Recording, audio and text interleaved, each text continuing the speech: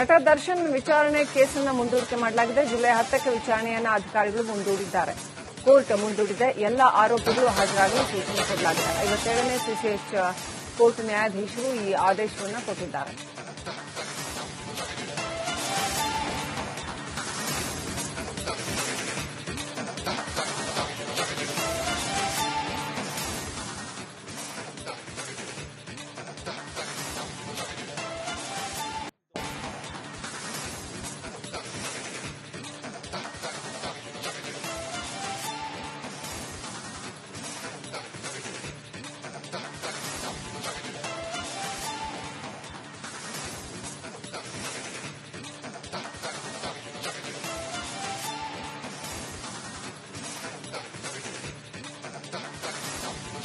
July 10ಕ್ಕೆ ವಿಚಾರಣೆಯನ್ನು ಮುಂದೂಡಿದೆ. Court ಎಲ್ಲ ಆರೋಪಿಗಳು ಜುಲೈ 10ಕ್ಕೆ ಹಾಜರಾಗುವುದಕ್ಕೆ 57ನೇ ಸಿಸಿಎಚ್ ಕೋರ್ಟ್ ನ್ಯಾಯಾಧೀಶರು ಆದೇಶ ಕೊಟ್ಟಿದ್ದಾರೆ.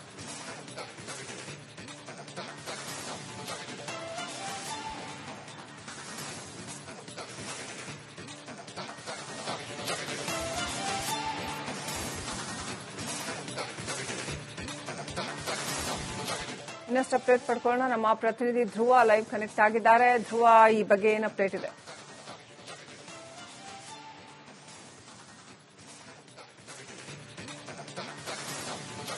ಶ್ರೀಲಕ್ಷ್ಮಿ, ಇವತ್ತು ಮುಖ್ಯವಾಗಿ ಈ ರೇಣುಕಾಸ್ವಾಮಿ ಕೊಲೆ ಕೇಸ್ನ 17 ಜನ ಆರೋಪಿಗಳು ಕೂಡ 57ನೇ ಸಿಸಿಎಚ್ ನ್ಯಾಯಾಲಯದ ಮುಂದೆ ಹಾಜರಾಗಬೇಕಿತ್ತು. ಕಳೆದ ಬಾರಿ ಸೂಚನೆಯಂತೆ ಪ್ರತಿ ತಿಂಗಳು ಕೂಡ ಅವರು ಬೇಲ್ನ ಷರತ್ನಂತೆ ಹಾಜರಾಗಬೇಕಿತ್ತು. ಅದರಂತೆ ಇವತ್ತು ಪವಿತ್ರ ಗೌಡ, ದರ್ಶನ್ ಸೇರಿದಂತೆ 15 ಆರೋಪಿಗಳು ಹಾಜರಾಗಿದ್ರು. ಆದ್ರೆ A2 ಪವನ್, A3 ಪವನ್ ಹಾಗೆ A8 ಧನ್ರಾಜ್, ಈ ಇಬ್ರು ಮಾತ್ರ ಅಬ್ಸೆಂಟ್ ಆಗಿದ್ರು. ಅದು ಉಳಿದಂತೆ ಮಿಕ್ಕಿದ ಎಲ್ಲರೂ ಕೂಡ ಈ ಒಂದು ಕೋರ್ಟ್ ಹಾಲ್ ನಲ್ಲಿ ಹಾಜರಾಗಿದ್ರು. ಆದ್ರೆ ಇವತ್ತು ಈ ಕೇಸ್ಗೆ ಸಂಬಂಧಪಟ್ಟ ಹಾಗೆ ಹೆಚ್ಚುವರಿ ಚಾರ್ಜ್ ಶೀಟ್ ಒಂದನ್ನ ಕೂಡ ಸಲ್ಲಿಕೆ ಮಾಡಲಾಯಿತು. ಈ ಅಡಿಷನಲ್ ಚಾರ್ಜ್ ಶೀಟ್ ನಲ್ಲಿ ಮುಖ್ಯವಾಗಿ ಈ FSL ರಿಪೋರ್ಟ್ ಇರಬಹುದು, ಹಾಗೆ ಕೆಲವೊಂದಿಷ್ಟು ಸಾಕ್ಷ್ಯಗಳನ್ನ ಇವತ್ತು ಆ ಒಂದು ಇದರಲ್ಲಿ ಸಲ್ಲಿಕೆ ಮಾಡಿದ್ರು. ಅನಂತರ ಈ ಆರೋಪಿಗಳು ತಮ್ಮ ಗಾಡಿಯನ್ನ ಬಿಡಿಸಿಕೊಂಡು ಹೋಗಿದ್ರು ನೋಡಿ, ಅದರ ದಾಖಲಾತಿಯನ್ನು ಕೂಡ ನೀಡುವಂತ ಕೆಲಸವನ್ನ ಮಾಡಿದ್ರು. ಇನ್ನು ಈ ಕೋರ್ಟ್ ನಲ್ಲಿ ಇವತ್ತು ದರ್ಶನ್ ಹಾಗೆ ಪವಿತ್ರ ಗೌಡ ಕೂಡ ಇಬ್ರು ದೂರ ನಿಂತಿದ್ರು. ಆ ಸಂದರ್ಭದಲ್ಲಿ ಅವರನ್ನ ಹೆಸರು ಕರೆಯುವಂತ ಸಂದರ್ಭದಲ್ಲಿ A1, A2 ಇಬ್ರು ಕೂಡ ಸಾಲಾಗಿ, ಅಂದ್ರೆ ಆರ್ಡರ್ ಪ್ರಕಾರ ನಿಂತ್ಕೊಳ್ಳಿ ಅಂದಾಗ ಇಬ್ರು ಅಕ್ಕಪಕ್ಕ ನಿಂತ್ಕೊಂಡ್ರು. ಅದಾದ ನಂತರ ಕೇಸನ್ನ 10ನೇ ತಾರೀಕಿಗೆ, ಜುಲೈ 10ನೇ ತಾರೀಕಿಗೆ ಮುಂದೂಡಿಕೆಯನ್ನ ಕೂಡ ಮಾಡಿದ್ರು. ಆನಂತರ ಹೊರಬರುವಂತಹ ಸಂದರ್ಭದಲ್ಲಿ ಕೂಡ ನಟ ದರ್ಶನ್ ಅವರ ತೋಳನ್ನ ಹಿಡ್ಕೊಂಡು ಪವಿತ್ರ ಗೌಡ ಅವರು ಹೊರಬರುವಂತಹ ದೃಶ್ಯ ಕೂಡ ಕಾಣಿಸ್ತು. ಇನ್ನು ಈ ಕೇಸ್ನ ಎಲ್ಲಾ ಆರೋಪಿಗಳು ಕೂಡ ಈ ಒಂದು ವಿಚಾರಣೆಯನ್ನ ಮುಗಿಸಿಕೊಂಡು ಹೊರಬಂದ್ರು. ಆದ್ರೆ ಇನ್ನು ಈ ಇಬ್ಬರು ಆರೋಪಿಗಳು ಮಾತ್ರ ಇವತ್ತು ಗೈರಾದ್ರು. ಈ ಒಂದು ಕೇಸ್ನಲ್ಲಿ ಕೇಸ್ ಫ್ರೇಮ್ನ ಸಲುವಾಗಿ ಈ ಒಂದು ಟ್ರಯಲ್ ಯಾವಾಗ ನಿಗದಿ ಆಗುತ್ತೆ ಅನ್ನುವಂಥದ್ದು ಇವತ್ತು ಆಗುತ್ತೆ ಅನ್ನುವಂಥದ್ದಿತ್ತು. ಆದ್ರೆ ಇವತ್ತು ಈ ಬಗ್ಗೆ ಯಾವುದೇ ನಿರ್ಧಾರವನ್ನ ಮಾಡಿಲ್ಲ. ಕೇವಲ ಅಡಿಷನಲ್ ಚಾರ್ಜ್ ಶೀಟ್ ಅನ್ನ ಸಲ್ಲಿಕೆ ಮಾಡಿ ಎಲ್ಲರ ಹೆಸರನ್ನ ಕರೆದು ಆನಂತರ ಅವರನ್ನ ಮನೆ ಕಳಿಸುವಂತ ಕೆಲಸವನ್ನ ಮಾಡಿದ್ರು. ಶ್ರೀಲಕ್ಷ್ಮಿ, ದಯವಿಟ್ಟು ಹಾಗೆ ಸಂಪರ್ಕದಲ್ಲಿ ಧ್ರುವ. ದರ್ಶನ್ ಕೈ ಹಿಡಿದು ಬಂದ ಪವಿತ್ರ ಗೌಡ ಕೋರ್ಟ್ ಹಾಲ್ನಿಂದ ಬರುವಾಗ ದರ್ಶನ್ ಕೈ ಹಿಡಿದು ಬಂದ ಪವಿತ್ರ ಗೌಡ, ಕೋರ್ಟ್ನಿಂದ ಹೊರಟ ದರ್ಶನ್ ಹಾಗೂ ಪವಿತ್ರ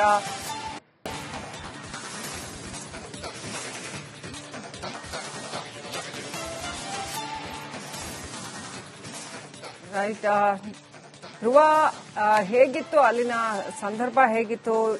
ದರ್ಶನ್ ಮತ್ತು ಪವಿತ್ರ ನಡವಳಿಕೆ ಯಾವ ರೀತಿನಲ್ಲಿತ್ತು?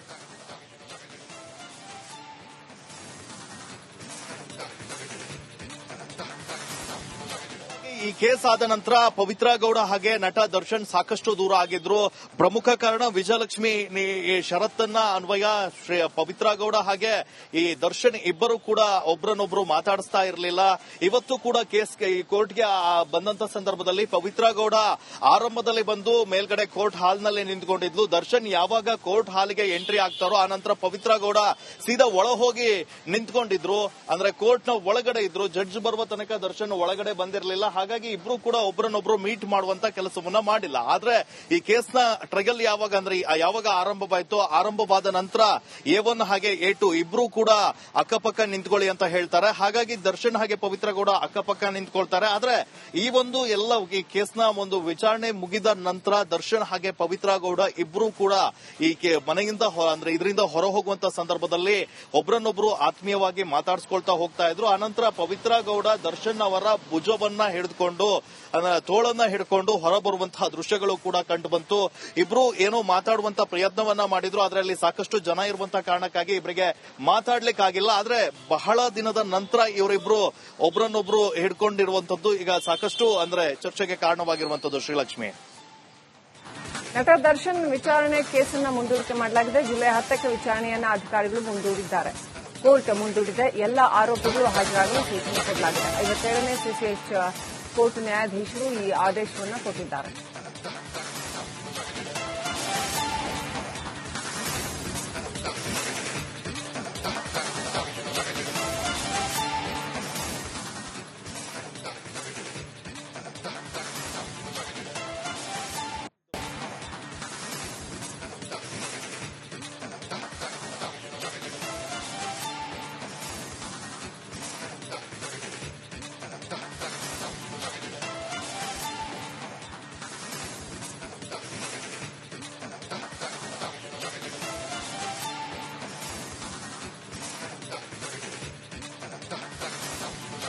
ಜುಲೈ 10ಕ್ಕೆ ವಿಚಾರಣೆಯನ್ನು ಮುಂದೂಡಿದೆ. ಕೋರ್ಟ್ ಎಲ್ಲ ಆರೋಪಿಗಳು ಜುಲೈ 10ಕ್ಕೆ ಹಾಜರಾಗುವುದಕ್ಕೆ 57ನೇ ಸಿಸಿಎಚ್ ಕೋರ್ಟ್ ನ್ಯಾಯಾಧೀಶರು ಆದೇಶ ಕೊಟ್ಟಿದ್ದಾರೆ.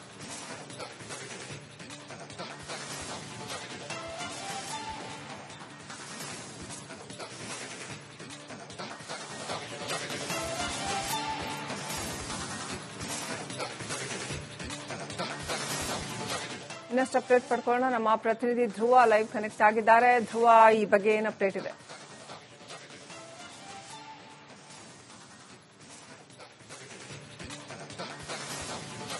ಶ್ರೀಲಕ್ಷ್ಮಿ, ಇವತ್ತು ಮುಖ್ಯವಾಗಿ ಈ ರೇಣುಕಾಸ್ವಾಮಿ ಕೊಲೆ ಕೇಸ್ನ 17 ಜನ ಆರೋಪಿಗಳು ಕೂಡ 57ನೇ ಸಿಸಿಎಚ್ ನ್ಯಾಯಾಲಯದ ಮುಂದೆ ಹಾಜರಾಗಬೇಕಿತ್ತು. ಕಳೆದ ಬಾರಿ ಸೂಚನೆಯಂತೆ ಪ್ರತಿ ತಿಂಗಳು ಕೂಡ ಅವರು ಬೇಲ್ನ ಷರತ್ನಂತೆ ಹಾಜರಾಗಬೇಕಿತ್ತು. ಅದರಂತೆ ಇವತ್ತು ಪವಿತ್ರ ಗೌಡ, ದರ್ಶನ್ ಸೇರಿದಂತೆ 15 ಆರೋಪಿಗಳು ಹಾಜರಾಗಿದ್ರು. ಆದ್ರೆ A2 ಪವನ್, A3 ಪವನ್ ಹಾಗೆ A8 ಧನ್ರಾಜ್ ಈ ಇಬ್ರು ಮಾತ್ರ ಅಬ್ಸೆಂಟ್ ಆಗಿದ್ರು. ಅದು ಉಳಿದಂತೆ ಮಿಕ್ಕಿದ ಎಲ್ಲರೂ ಕೂಡ ಈ ಒಂದು ಕೋರ್ಟ್ ಹಾಲ್ ನಲ್ಲಿ ಹಾಜರಾಗಿದ್ರು. ಆದ್ರೆ ಇವತ್ತು ಈ ಕೇಸ್ಗೆ ಸಂಬಂಧಪಟ್ಟ ಹಾಗೆ ಹೆಚ್ಚುವರಿ ಚಾರ್ಜ್ ಶೀಟ್ ಒಂದನ್ನು ಕೂಡ ಸಲ್ಲಿಕೆ ಮಾಡಲಾಯಿತು. ಈ ಅಡಿಷನಲ್ ಚಾರ್ಜ್ ಶೀಟ್ ನಲ್ಲಿ ಮುಖ್ಯವಾಗಿ ಈ FSL ರಿಪೋರ್ಟ್ ಇರಬಹುದು, ಹಾಗೆ ಕೆಲವೊಂದಿಷ್ಟು ಸಾಕ್ಷ್ಯಗಳನ್ನ ಇವತ್ತು ಆ ಒಂದು ಇದರಲ್ಲಿ ಸಲ್ಲಿಕೆ ಮಾಡಿದ್ರು. ಆನಂತರ ಈ ಆರೋಪಿಗಳು ತಮ್ಮ ಗಾಡಿಯನ್ನ ಬಿಡಿಸಿಕೊಂಡು ಹೋಗಿದ್ರು ನೋಡಿ, ಅದರ ದಾಖಲಾತಿಯನ್ನು ಕೂಡ ನೀಡುವಂತ ಕೆಲಸವನ್ನ ಮಾಡಿದ್ರು. ಇನ್ನು ಈ ಕೋರ್ಟ್ ನಲ್ಲಿ ಇವತ್ತು ದರ್ಶನ್ ಹಾಗೆ ಪವಿತ್ರ ಗೌಡ ಕೂಡ ಇಬ್ರು ದೂರ ನಿಂತಿದ್ರು. ಆ ಸಂದರ್ಭದಲ್ಲಿ ಈ ಅವರನ್ನ ಹೆಸರು ಕರೆಯುವಂತ ಸಂದರ್ಭದಲ್ಲಿ A1 A2 ಇಬ್ರು ಕೂಡ ಸಾಲಾಗಿ ಅಂದ್ರೆ ಆರ್ಡರ್ ಪ್ರಕಾರ ನಿಂತ್ಕೊಳ್ಳಿ ಅಂದಾಗ ಇಬ್ರು ಅಕ್ಕಪಕ್ಕ ನಿಂತ್ಕೊಂಡ್ರು. ಅದಾದ ನಂತರ ಕೇಸನ್ನ 10ನೇ ತಾರೀಕಿಗೆ ಜುಲೈ 10ನೇ ತಾರೀಕಿಗೆ ಮುಂದೂಡಿಕೆಯನ್ನ ಕೂಡ ಮಾಡಿದ್ರು. ಆನಂತರ ಹೊರಬರುವಂತಹ ಸಂದರ್ಭದಲ್ಲಿ ಕೂಡ ನಟ ದರ್ಶನ್ ಅವರ ತೋಳನ್ನ ಹಿಡ್ಕೊಂಡು ಪವಿತ್ರ ಗೌಡ ಅವರು ಹೊರಬರುವಂತಹ ದೃಶ್ಯ ಕೂಡ ಕಾಣಿಸ್ತು. ಇನ್ನು ಈ ಕೇಸ್ನ ಎಲ್ಲಾ ಆರೋಪಿಗಳು ಕೂಡ ಈ ಒಂದು ವಿಚಾರಣೆಯನ್ನ ಮುಗಿಸಿಕೊಂಡು ಹೊರಬಂದ್ರು. ಆದ್ರೆ ಇನ್ನು ಈ ಇಬ್ಬರು ಆರೋಪಿಗಳು ಮಾತ್ರ ಇವತ್ತು ಗೈರಾದ್ರು. ಈ ಒಂದು ಕೇಸ್ನಲ್ಲಿ ಕೇಸ್ ಫ್ರೇಮ್ನ ಸಲುವಾಗಿ ಈ ಒಂದು ಟ್ರಯಲ್ ಯಾವಾಗ ನಿಗದಿ ಆಗುತ್ತೆ ಅನ್ನುವಂಥದ್ದು ಇವತ್ತು ಆಗುತ್ತೆ ಅನ್ನುವಂಥದ್ದಿತ್ತು. ಆದ್ರೆ ಇವತ್ತು ಈ ಬಗ್ಗೆ ಯಾವುದೇ ನಿರ್ಧಾರವನ್ನ ಮಾಡಿಲ್ಲ. ಕೇವಲ ಅಡಿಷನಲ್ ಚಾರ್ಜ್ ಶೀಟ್ ಅನ್ನ ಸಲ್ಲಿಕೆ ಮಾಡಿ ಎಲ್ಲರ ಹೆಸರನ್ನ ಕರೆದು ಆನಂತರ ಅವರನ್ನ ಮನೆ ಕಳಿಸುವಂತ ಕೆಲಸವನ್ನ ಮಾಡಿದ್ರು. ಶ್ರೀಲಕ್ಷ್ಮಿ, ದಯವಿಟ್ಟು ಹಾಗೆ ಸಂಪರ್ಕದಲ್ಲಿರಿ ಧ್ರುವ. ದರ್ಶನ್ ಕೈ ಹಿಡಿದು ಬಂದ ಪವಿತ್ರ ಗೌಡ ಕೋರ್ಟ್ ಹಾಲ್ನಿಂದ ಬರುವಾಗ ದರ್ಶನ್ ಕೈ ಹಿಡಿದು ಬಂದ ಪವಿತ್ರ ಗೌಡ, ಕೋರ್ಟ್ನಿಂದ ಹೊರಟ ದರ್ಶನ್ ಹಾಗೂ ಪವಿತ್ರ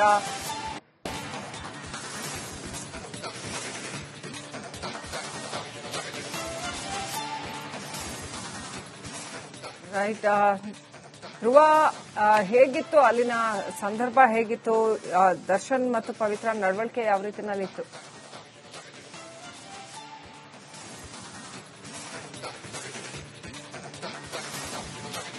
ಈ ಕೇಸ್ ಆದ ನಂತರ ಪವಿತ್ರ ಗೌಡ ಹಾಗೆ ನಟ ದರ್ಶನ್ ಸಾಕಷ್ಟು ದೂರ ಆಗಿದ್ರು. ಪ್ರಮುಖ ಕಾರಣ ವಿಜಯಲಕ್ಷ್ಮಿ ಷರತ್ತನ್ನ ಅನ್ವಯ ಪವಿತ್ರ ಗೌಡ ಹಾಗೆ ಈ ದರ್ಶನ್ ಇಬ್ಬರು ಕೂಡ ಒಬ್ರನ್ನೊಬ್ರು ಮಾತಾಡಿಸ್ತಾ ಇರಲಿಲ್ಲ. ಇವತ್ತು ಕೂಡ ಕೇಸ್ ಈ ಕೋರ್ಟ್ಗೆ ಬಂದಂತ ಸಂದರ್ಭದಲ್ಲಿ ಪವಿತ್ರ ಗೌಡ ಆರಂಭದಲ್ಲಿ ಬಂದು ಮೇಲ್ಗಡೆ ಕೋರ್ಟ್ ಹಾಲ್ನಲ್ಲೇ ನಿಂತ್ಕೊಂಡಿದ್ಲು. ದರ್ಶನ್ ಯಾವಾಗ ಕೋರ್ಟ್ ಹಾಲ್ಗೆ ಎಂಟ್ರಿ ಆಗ್ತಾರೋ ಆನಂತರ ಪವಿತ್ರ ಗೌಡ ಸೀದಾ ಒಳ ಹೋಗಿ ನಿಂತ್ಕೊಂಡಿದ್ರು. ಅಂದ್ರೆ ಕೋರ್ಟ್ ನ ಒಳಗಡೆ ಇದ್ರು. ಜಡ್ಜ್ ಬರುವ ತನಕ ದರ್ಶನ್ ಒಳಗಡೆ ಬಂದಿರಲಿಲ್ಲ. ಹಾಗಾಗಿ ಇಬ್ರು ಕೂಡ ಒಬ್ರನ್ನೊಬ್ರು ಮೀಟ್ ಮಾಡುವಂತ ಕೆಲಸವನ್ನ ಮಾಡಿಲ್ಲ. ಆದ್ರೆ ಈ ಕೇಸ್ನ ಟ್ರಯಲ್ ಯಾವಾಗ ಆರಂಭವಾಯಿತು, ಆರಂಭವಾದ ನಂತರ A1 ಹಾಗೆ A2 ಇಬ್ರು ಕೂಡ ಅಕ್ಕಪಕ್ಕ ನಿಂತ್ಕೊಳ್ಳಿ ಅಂತ ಹೇಳ್ತಾರೆ. ಹಾಗಾಗಿ ದರ್ಶನ್ ಹಾಗೆ ಪವಿತ್ರ ಗೌಡ ಅಕ್ಕಪಕ್ಕ ನಿಂತ್ಕೊಳ್ತಾರೆ. ಆದ್ರೆ ಈ ಕೇಸ್ನ ಒಂದು ವಿಚಾರಣೆ ಮುಗಿದ ನಂತರ ದರ್ಶನ್ ಹಾಗೆ ಪವಿತ್ರ ಗೌಡ ಇಬ್ರು ಕೂಡ ಈ ಮನೆಯಿಂದ ಇದರಿಂದ ಹೊರ ಹೋಗುವಂತ ಸಂದರ್ಭದಲ್ಲಿ ಒಬ್ರನ್ನೊಬ್ರು ಆತ್ಮೀಯವಾಗಿ ಮಾತಾಡಿಸ್ಕೊಳ್ತಾ ಹೋಗ್ತಾ ಇದ್ರು. ಆನಂತರ ಪವಿತ್ರ ಗೌಡ ದರ್ಶನ್ ಅವರ ಭುಜವನ್ನ ಹಿಡಿದುಕೊಂಡು ತೋಳನ್ನ ಹಿಡ್ಕೊಂಡು ಹೊರಬರುವಂತಹ ದೃಶ್ಯಗಳು ಕೂಡ ಕಂಡು ಬಂತು. ಇಬ್ರು ಏನೋ ಮಾತಾಡುವಂತ ಪ್ರಯತ್ನವನ್ನ ಮಾಡಿದ್ರು. ಅದರಲ್ಲಿ ಸಾಕಷ್ಟು ಜನ ಇರುವಂತಹ ಕಾರಣಕ್ಕಾಗಿ ಇಬ್ಬರಿಗೆ ಮಾತಾಡ್ಲಿಕ್ಕಾಗಿಲ್ಲ. ಆದ್ರೆ ಬಹಳ ದಿನದ ನಂತರ ಇವರಿಬ್ರು ಒಬ್ರನ್ನೊಬ್ರು ಹಿಡ್ಕೊಂಡಿರುವಂತದ್ದು ಈಗ ಸಾಕಷ್ಟು ಚರ್ಚೆಗೆ ಕಾರಣವಾಗಿರುವಂತದ್ದು. ಶ್ರೀಲಕ್ಷ್ಮಿ.